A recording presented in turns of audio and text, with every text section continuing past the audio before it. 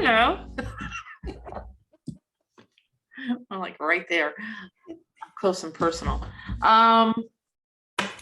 You know, there's sometimes when students sign up for mentorship and they have an expectation, and I certainly don't want to say like it's this set of students that I'm doing now, but I'm just talking in general. Right. A certain expectation of what the class is going to do for them. Okay. Okay. Yeah. Mm-hmm. And that they are going to learn mediumship. And I'm a true believer of that we are born with this ability. And I know people differ with me about this. And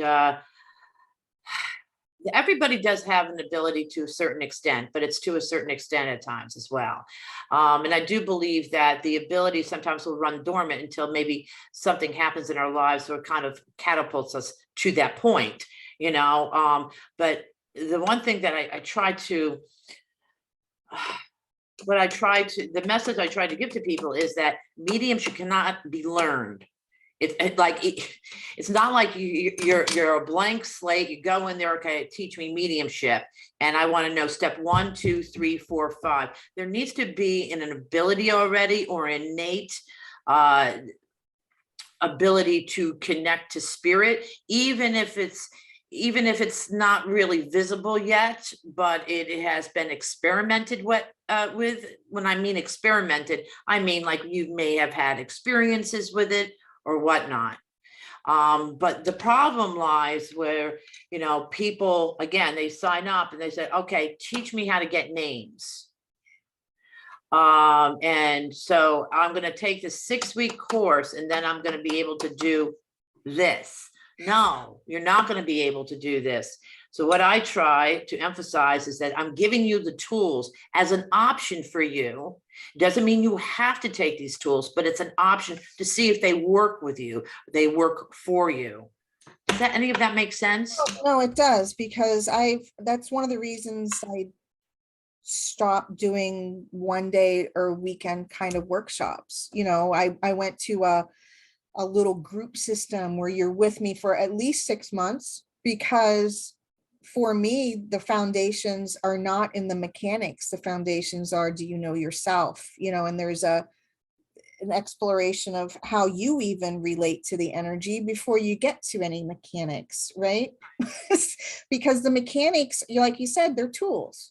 Right. They're tools. They're like, well, try recognizing things this way. And and here's the other thing. You go to, let's say, I'm just going to pick music as an example.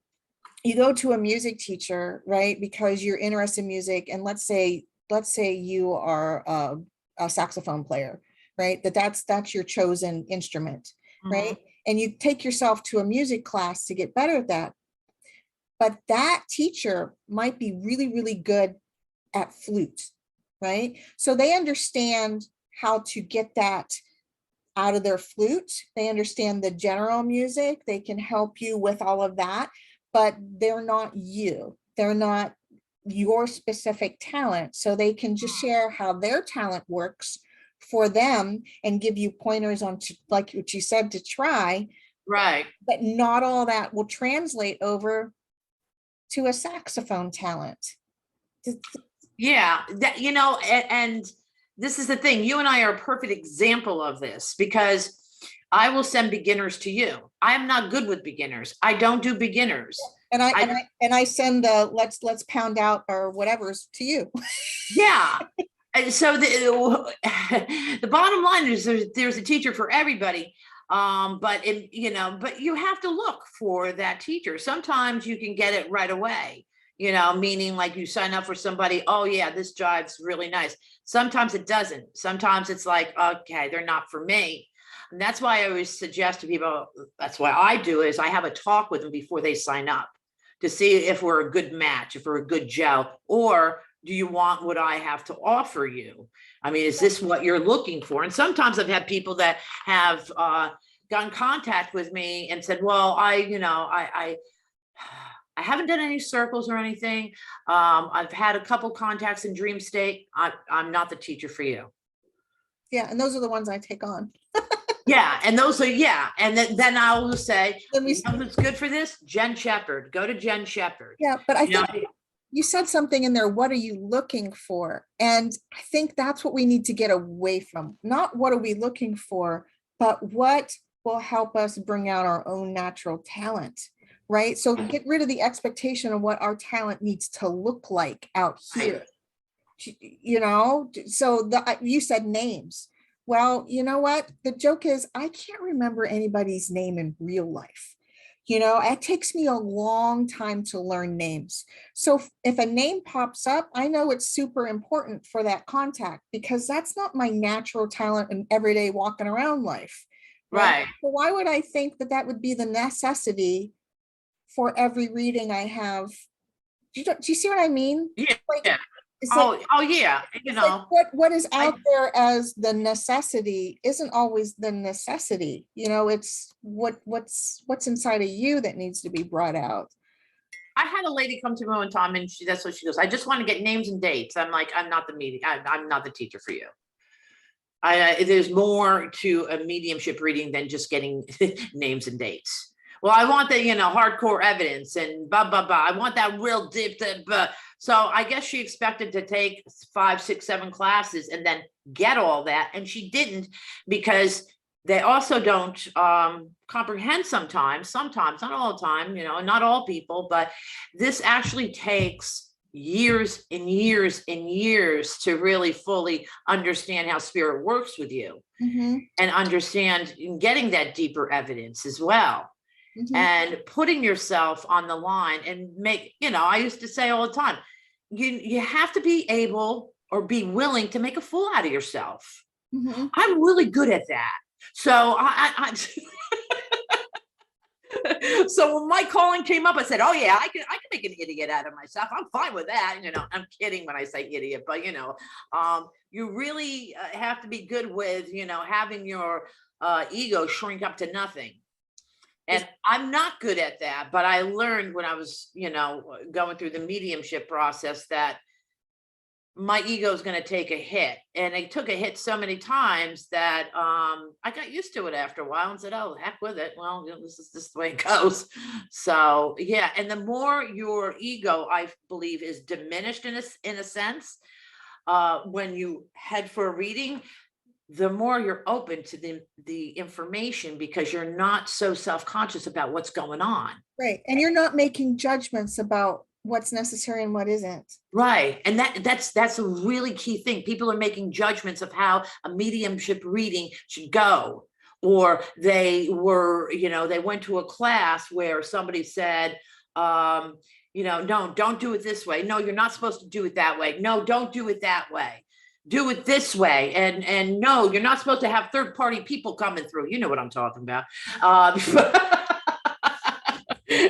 That kind of thing. And so then they come to me and I'm like, let's throw out the rules. Well, that's not the way when I went to so-and-so, they told us that was a no-no.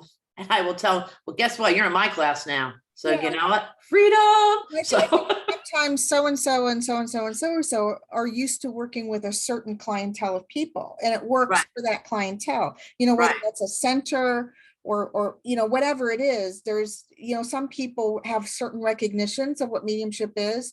And, and if you're tailoring your reading style to that expectation, then it will work, but will only work with those, with everybody with that kind of viewpoint, and you and I both know when you get out into places where people don't know anything about mediumship, that kind of flies out the window. Yeah. And, and if you're not meeting the information where the communicator actually is, or what the audience can actually take on, it doesn't make any difference what style it is. You have to flow with whatever the moment is. Yeah, exactly. And I want to get to the teachers as well, and the mentors and whatnot. There's a lot of, and I'm saying it, I'm going to go out there and I'm saying it. And there's too many people that are coming out that's doing 2 years of mediumship, and all of a sudden they're having a beginner's class. Yeah. What the hell? Yeah. They haven't even has been during COVID. Yeah. Oh, yeah. Well, I've done everything online now, so I'm all experienced. So now I'm going to teach a beginner's class. Why? What? Are you kidding me? Like you have, you haven't even gone out there and pound the pavement. I mean, in live readings and really got to know how spirit works. And now you're going to teach it. So the thing is, when some people sign up for this person or whatever people that are doing this, they can only give you what they have. They can't give you beyond that, Right. you know, and that goes with any mentor, you know, it doesn't matter the experience, but, you know, you have to really, really do your research as far as a mentor is concerned, or a teacher is concerned, a coach is concerned, you know, see how they read. I can't emphasize that enough. I always say that. I know I always say that, but watch them read, book a reading with them, watch their live dems, watch what they do in circle, you know. I mean, the proof is in the pudding. We can make a video every freaking day, you know, and talk a really great game. Nobody's seen our readings, sign up for us, and they don't know what they're getting. This is true. This is true. You know, It's like, have you been at a, a live event? Have anything at all? You're right. Do we Yeah. recognize how that person actually works? Yeah. You know, and then that's it, you know, I'll say to people, well, did you ever see them read? No. Really? So you signed up with them blind? Well, they have a really good reputation.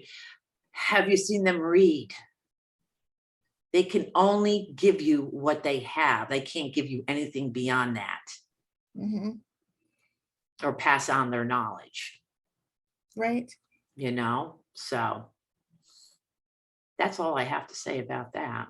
Okay, I think we've wrapped it up for today. Okay, good Perfect. deal. So if you guys have anything you'd like us to talk about, make sure you're sending it in or leave a message, and we'll see you again next week.